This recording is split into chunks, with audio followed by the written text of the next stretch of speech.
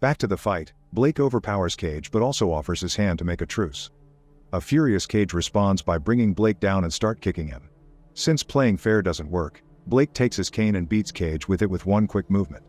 The crowd chants Blake's name as he's declared the new leader, but the moment is interrupted by an alarm. Heather arrives and tells them about Ellie, so Blake gathers Cage and his gang for a talk. He explains there's no reintroduction to society and they'll be stuck there forever. In the near future, Earth is overpopulated, so countries must cut their population down by 5% every year. Some places kill the elderly or limit the annual births, but the USA kills the students with the lowest grades on a test known as the thinning. In Texas, Governor Dean is very supportive of this program, so his son Blake fails the test on purpose to teach him a lesson. Dean manipulates the results to replace Blake with Lena, the best in the class. However, the teens expose the trick on the news. It turns out the results have been modified for years so rich students never fail. Instead of taking the blame, Dean pretends security head Mason did it and allows his son to be taken away in order to save his career. During Blake's funeral, Dean plays the part of a sad father perfectly. His campaign manager Georgina informs him that FBI agent Morris has been assigned to the case, so she's taken Mason somewhere secret away from the investigation. Now Dean can concentrate on the election since he's a candidate for president. Meanwhile, Lena is approached by the press and she avoids any questions about suing the school. Later at home, Morris continues interrogating Lena and reveals she has a picture of her and Blake kissing, but Lena swears it had just been an emotional moment. Morris notices that since Lena's mom died, the girl has lots of debt while having to take care of her younger siblings. Reporters are always surrounding the house too. After Morris leaves, Lena is visited by Dean's assistant Jack, who explains the governor wants to see her. Lena agrees to a meeting but gets angry when Dean offers her to join his team, realizing he wants her to talk nicely about him to improve his image. Even though she needs the money, she turns down the offer and Jack takes her home. However, during the trip, he releases a gas that puts Lena to sleep. Moments later, Lena wakes up in an abandoned building, where Jack is waiting with other suspicious people. This includes Miss Cole, her sibling's school teacher. It turns out that Jack and Miss Cole work for an organization called The Fight, which is against the thinning system and knows how to get people out of the country. They want to stop Dean from becoming president or they'll never defeat the thinning, so they ask Lena to take the job and spy on him to bring him down from the inside. In the meantime, Lena's friend Kellen gets a job with the famous reporter Wendy. He wants to write about the school case, but since he's new, he's only given menial tasks for now. However, he still does research in his free time and goes to the funeral home to interview the employees, only to discover none of them handled Blake's body. That night, Kellen tells Lena to come with him to the cemetery. Together they dig out Blake's grave and discover the coffin is empty. It turns out all the students that failed the test aren't actually executed. They're secretly taken to an underground factory belonging to Ashuru Global and forced to work. It's all a conspiracy to get free labor. Blake's group is taken to a room with a big screen and a cheerful video explains they were chosen to help the country progress and get a second chance at life. The company promises that the most productive member of the program gets reintroduced to society. The students are relieved and celebrate, but Blake is still wary. Afterward, the students get a device inserted in their necks and a quick scan assigns them to different sectors of the factory. Blake wonders what would happen if he refuses to work, but the guards immediately make him move. Next, the students are taught the rules. Each day is separated in 3 sections: 14 hours of labor, an hour of dining and personal time, and lastly sleeping. The place is under a strict curfew they must respect. As a camera shows the students the different working areas, Blake is shocked to see Ellie among the workers. She was his girlfriend in high school until she failed the test last year. Blake runs to her and kisses her, but Ellie tells him to better wait for their free time. This is seen by a boy nearby. After work hours, the couple goes to an empty room to do the dirty. That night, Blake discovers some people like Heather truly think they were chosen for something big. Their conversation is interrupted by an alarm and they look out to discover a boy trying to self-delete. A small group led by Cage encourages him to do it, but when the boy jumps, the guards catch him with a net. Then Cage starts yelling snip snip and Heather explains that any person who refuses to work is sent to the infirmary, where they're modified to make them docile. At that moment, the guy that saw the kiss points at Blake on the window and Cage comes to meet him. He's condescending as he explains Ellie is his now, so if Blake even looks at her, Cage will kill him. The next day at the cafeteria, Blake has to watch how Cage keeps kissing and touching Ellie, who clearly doesn't like it. Cage and his gang are known as the Worthy and were selected by the company to supervise the other workers. They're also first in line for the reintroduction. After the gang leaves the table, Blake confronts Ellie, who tells him to go away to protect him. Suddenly, Cage's thugs surround Blake and also ask him to leave, so Blake responds by fighting them. He manages to throw in some good moves, but Cage soon catches him and calls security.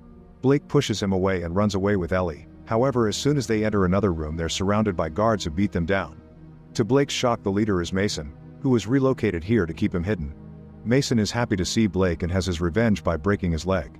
8 months later, Dean continues to campaign with only a few days left for the election.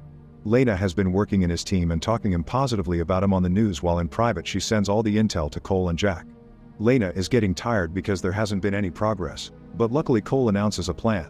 Everything they need is in Georgina's computer, so a hacker gives Lena a device to access it and copy the important files.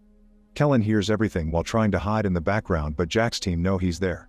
Sometime later, Dean needs to practice for the debate and Lena volunteers as her opponent, using the chance to say all the horrible things she thinks about him while pretending it's an act. Meanwhile, Ashuru Global stocks keep on growing and their technology is spreading through the whole world. At the factory, Blake works and follows the rules to avoid trouble. He also doesn't talk to Ellie to protect her from Cage. Blake's leg is still limping because every few days, Cage and his gang enter his room at night and break it again. When Blake goes to the infirmary, the doctor is suspicious and asks questions, but Blake only says he fell. Seeing another student being dragged to the alteration room for refusing to work, Blake guesses there's no reintroduction and asks the doctor for help, but she is too scared to do anything. In the meantime, cage fights are held during recreation time. Cage is the current champion and very strong, always leaving his opponents barely alive. The guards usually don't do much, but Blake convinces them to take the latest loser to the infirmary or he'll die. When Cage sees Blake in the audience, he swears that one day they'll fight too. Afterward, Blake looks for Heather and asks her to secretly inform Ellie to be at Cage's boxing match the next day. Heather touches him and asks him to get together with her instead, since her thing with Ellie is obviously over, but Blake turns her down. Later, Heather finds Ellie and tells her Blake doesn't want to see her anymore. It turns out she's working for Cage, who promises to recommend her for reintroduction. Back in town, Kellen tells Wendy about his theory as he presents his research, not mentioning he did lots of hacking for it. The tablets where they perform the thinning tests are made by Ashuru Global, and Georgina works for them. The company has doubled their production, yet they laid off half their workforce, so Georgina said they use automation. However, Kellen discovered the company is paying for machines they never received. He took a tour of the new campus and didn't find enough space for a manufacturing area full of machines. There's no paperwork related to outsourcing, but he did discover that Ashuru has been buying military rations for at least 100,000 people. He concludes that the company is using the students as slaves, but sadly he doesn't have concrete proof and Wendy dismisses him. When Kellen gets in his car, a masked man appears behind him and tries to suffocate him with a bag. Kellen activates the car alarm and the guy runs away not to be caught. At home, Lena finds Blake in her room and they start kissing, only for Blake to suddenly transform into Jack. At the moment, Lena wakes up from the dream because there's someone knocking on her door. It's Kellen, who has brought beer and plays really loud music, pretending he wants to party. But this is actually an act to cover up their meeting, and he shows Lena some notes with an explanation of what's going on, saying Ashuru is always listening. To help, Lena gives him Morris card. On the day of the election, Lena drops her siblings off at Cole's, who promises she'll take the kids to safety. After Lena leaves, Cole reveals a secret passage at the back of her house. Then Lena is picked up by Jack, and during the trip he explains he joined the fight to get revenge for his sister, who failed the exam for being dyslexic. The duo makes it to Ashuru's building where Dean and his team are waiting for the results, and Lena kisses Jack for good luck. Moments later, Lena goes to the bathroom and locks it before she escapes through the window. She carefully walks on the edge of the building and makes a jump that almost makes her fall, but she holds on just in time and manages to reach the other window to enter Georgina's office. Using the hacker's device, she accesses the computer and finds all the secrets of the factory, crying when she discovers Blake is actually alive. While she transfers the files, Jack overhears Georgina say she left something in her office, so he texts Lena to warn her. Lena asks for more time and Jack lies to Georgina, telling her that Dean urgently wants to see her. When Georgina gets to Dean and discovers Jack lied, she sends her men to arrest him. At the same time, the guards are getting suspicious of Lena's delay and start breaking the lock. Luckily, Lena finishes the download and climbs back into the bathroom just in time to open the door. She sees Jack has been arrested and rushes outside to call Morris, asking for help. At the factory, Blake waits for Cage to finish his latest match and challenges him to a fight, saying he gets to be the leader if he wins. Blake surprises Cage by being a fantastic opponent that hits hard even with his wounded leg. While the guys fight, Ellie can't stop thinking about the breakup and stops working to return to her room.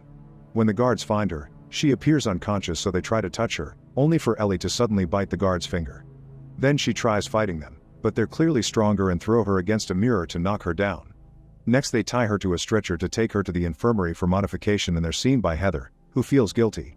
Back to the fight, Blake overpowers Cage but also offers his hand to make a truce. A furious Cage responds by bringing Blake down and start kicking him. Since playing fair doesn't work, Blake takes his cane and beats Cage with it with one quick movement. The crowd chants Blake's name as he's declared the new leader, but the moment is interrupted by an alarm. Heather arrives and tells them about Ellie, so Blake gathers Cage and his gang for a talk. He explains there's no reintroduction to society and they'll be stuck there forever, which convinces the guys to help him with a plan. Minutes later, Blake returns to work and gets hurt in one of the machines, so a guard takes him to the infirmary with the help of another worker. In the cafeteria, Cage and another guy start a fight on purpose. Soon all the other teens join and chaos takes over the cafeteria, thus the guards have to come in to try to calm them down. As the alarm rings, Blake and his friend fight the guards in the corridor, easily bringing them down before stealing their keys. Next, Blake goes to the infirmary, where he knocks out the doctor right before she can use her drill on Ellie. A second doctor surprises Blake from the back and captures him, so Blake grabs a syringe to stab him before knocking him out. Then Blake and Ellie share a kiss before he takes off the trackers in their necks with a scalpel. In the cafeteria, a furious Mason comes in and starts beating up kids, but Cage refuses to talk. Then Mason checks the tracker on his phone and realizes Blake is behind this. He follows the tracker to the infirmary, but the couple is already gone. Wearing the doctor's uniforms, Blake and Ellie are moving around undetected. Meanwhile, Lena and Morris meet on top of a building and Lena gives her the device with the intel, explaining everything she knows. Morris says Lena may be bugged and asks for her things, only to suddenly destroy her phone. It turns out she's corrupt and she takes out her gun, telling Lena to jump to make it look like she's self-deleted. At Cole's tunnel, one of the rebels reveals to be a double agent and shoots the hacker before taking a kid hostage. As he explains Georgina threatened his children, the kid bites his hand to push him off and Cole uses a piece of wood to knock him down, then she beats him up to death. Back to Morris, she gets distracted by her phone ringing and Lena uses the chance to push her to the ground, taking back the device before running away. Morris opens fire on her, so Lena has no choice but to jump through a window and land in an old guy's apartment. The device fell in a bucket with water, so Lena takes it to Kellen, hoping he can repair it. Kellen puts it in rice and uses some heat to accelerate the process. The trick works and Kellen immediately makes a copy of all the files in a second hard drive just in case. Then he leaves to take the device to Wendy and tells Lena to stay in the house for safety. However, as soon as Kellen starts his car, it explodes and kills him. A shocked Lena looks through the window and sees Morris approaching with some men, so she grabs the hard drive and a few objects to set up a trap. When the men come in, they accidentally step on it and the apartment explodes. Lena escapes through the roof, only to be found by Morris. The women start fighting and Morris easily overpowers her, however Lena surprises her with a knife and stabs her before throwing her down the stairs, killing her. At that moment, Dean and his team learn he won the election and start celebrating. In the tunnel, Cole manages to leave with Lena's siblings into another country. Soon Lena makes it to the TV station and finds Wendy to give her the hard drive. Seeing the information and learning about Kellen's death causes Wendy to cancel the coverage of the election and send choppers to investigate Ashuru. At the factory, Blake and Ellie find a hatch on the floor and go through it to get to the tunnels, unaware that Mason is following them. After lots of walking, they find some stairs and finally return to the surface, but they don't know where they are. Suddenly Blake is attacked by Mason and another confrontation begins as the teens try to fight him together. Mason overpowers Blake and tries choking him, but he gets distracted when a helicopter appears above them. Ellie uses the chance to bring Mason down with a rock. The chopper records everything and soon the whole country sees that Blake is alive on the news. Dean freaks out, but Georgina tells him she's got it under control.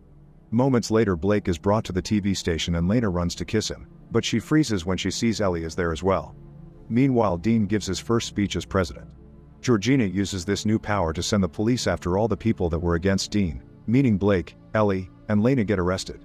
As the police car transporting the teens reaches the road outside of town, it suddenly gets hit by something and falls on its side, causing a crash. Then the doors open to reveal Jack, who explains he's with the FBI and wants the teens to help him fight Dean.